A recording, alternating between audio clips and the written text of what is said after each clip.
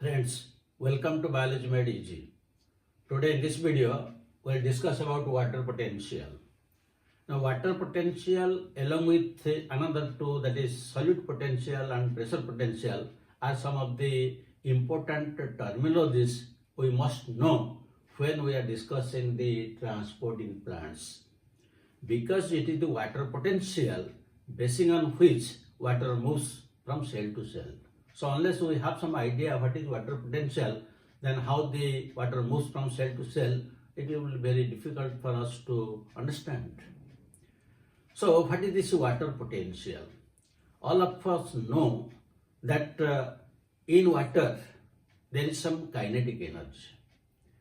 And due to this kinetic energy, when water is present in a liquid form or in gaseous form, there's a random movement, and this random movement is very rapid and constant. That means water molecules, they have kinetic energy, and when it is in gaseous state or in liquid state, there is a random movement which is rapid and constant. So when there is a rapid and constant movement of these water molecules, the greater is the concentration of water molecules in a system, the greater is the kinetic energy. And that kinetic energy, that free energy that is available to do some work, is known as water potential. I hope you have clearly understood the entire thing. That means the kinetic energy that is available in the system, in the water, is known as water potential. And this water potential is designated by letter psi. This is the letter psi. And when we are dealing with water potential, we can also write with the psi w. This is the water potential. If there will be two, suppose let us take two systems.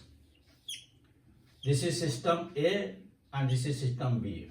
In both equal amount of water is there, that is 1 liter of water is there in both A and B systems. Now there is a movement of water from A to B and B to A. Now let us add some solute molecules in system B. Some solute molecules are added in system B. Now what will happen? Now the free energy, the kinetic energy that was present in case of B is now lowered due to the addition of certain solutes. That means in whatever range it was moving from B to A, now it will decrease because the amount of water molecules have been decreased. The free energy, the kinetic energy has been decreased due to addition of some solutes. Now if we still add more solutes, now let us add more solutes, then again the free energy will decrease, again the kinetic energy will decrease. That means the water potential will decrease. So the net movement of water from one cell to another cell depends upon this water potential, and that water potential depends upon the kinetic energy or free energy that is available. That means the greater is the water molecules in a system, the greater is its potentiality. So now in the system A, there is no solute molecule. That means now there will be more movement of water from A to B. When there was no addition of any solute, there is equal movement from A to B and B to A. But when some solute molecules are added from in B, then the water molecules decreased than that of system A. So now from A to B, there will be a movement because it has more free energy, it has more kinetic energy, and that is known as water potential. That means water potential of pure water, water potential of pure water is always highest. It is always highest, and it is considered to be 0. This is very, very important. This is always considered to be 0. It is highest and considered to 0. When we will go on adding more solutes, that means the free energy, the water potential go on decreasing. That means that will be gradually minus 1, -2, -3, -4 like that when we are adding solutes. Otherwise, it is highest. That means the water potential of a pure water is the highest, underline, highest and is always 0. Means suppose we will take one cell. What will be the water potential of this cell? In this cell there are some amount of solutes are there. So the water potential of a cell is never 0. Here the water potential is, we can write is never 0. Because some amount of solutes are already there.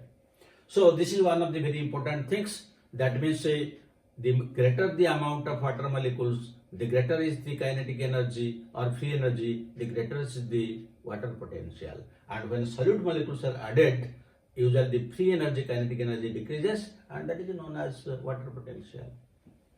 And it will gradually decrease. So this is one of the important things. Now the second thing is, what is solute potential?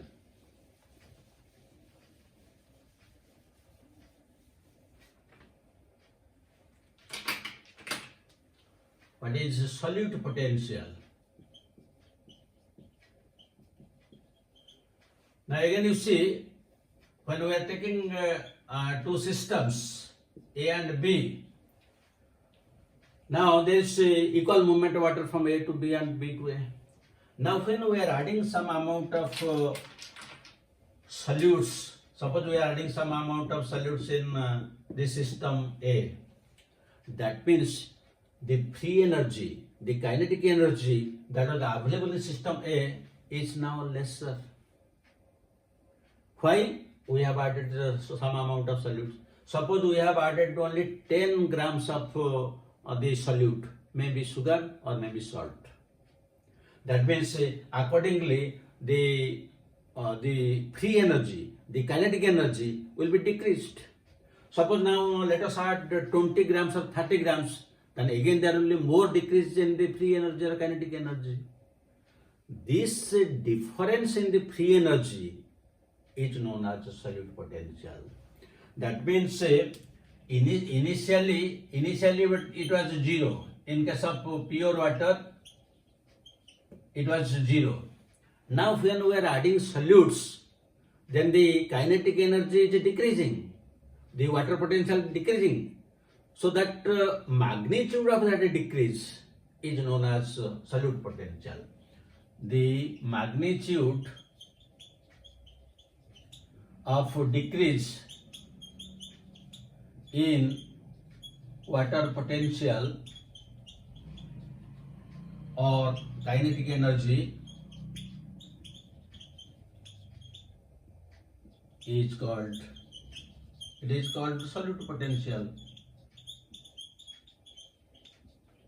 Solute potential, and is designated as psi s. So the more the amount of solute is added, that means the solute potential becomes higher or lower.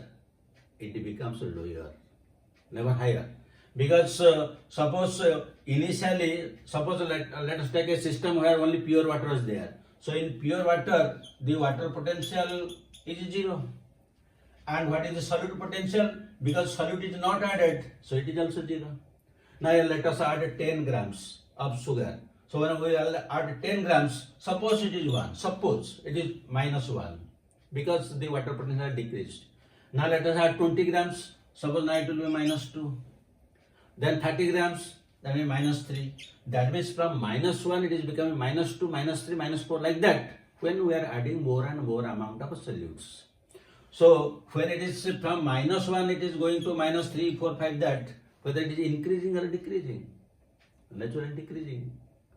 That means when we are adding more and more solutes, that means the solute potential is gradually decreasing and it is always negative. This is again very important. It is always negative. because 0 is the highest one. In case of pure water, it's the highest one. The water potential is 0, the solute potential is 0 in a pure system where no solute is added.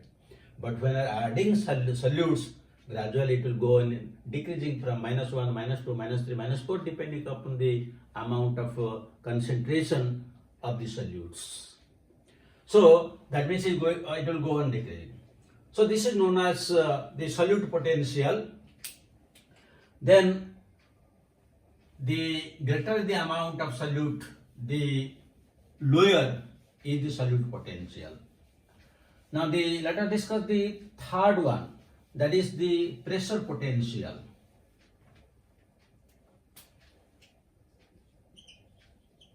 Pressure potential. Now suppose let us take one plant cell, and in the plant cell, this is the cell membrane, and this black line is the cell wall. Now let us put it in a water. Now what will happen? Since this is pure water and this is the cell, and inside the cell some amount of concentration is already there because sugars are dissolved in the cell. So now water will enter into there. When this water from outside will enter into the cell, the hydrostatic pressure, hydrostatic means the pressure created by water. So the hydrostatic pressure of the cell will increase. The hydrostatic pressure will increase. As a result of this increase in hydrostatic pressure, the cell membrane will be pressed against the cell wall because it will swell in size due to endosmosis, and it will be pressed against the cell wall. So this hydrostatic pressure created by the water due to entry of water due to endosmosis is known as a turgor pressure. That is known as a turgor pressure, or this is also known as pressure potential. It is also known as pressure potential. That means, I am explaining again, that means when one cell is put in water, since this cell has some amount of sugars dissolved in it, that means its concentration is more. As a result of osmosis, water will enter into it. The entry of water into it will develop a pressure that is known as hydrostatic pressure, or that is known as turgor pressure, and that is also known as pressure potential, designated as psi p.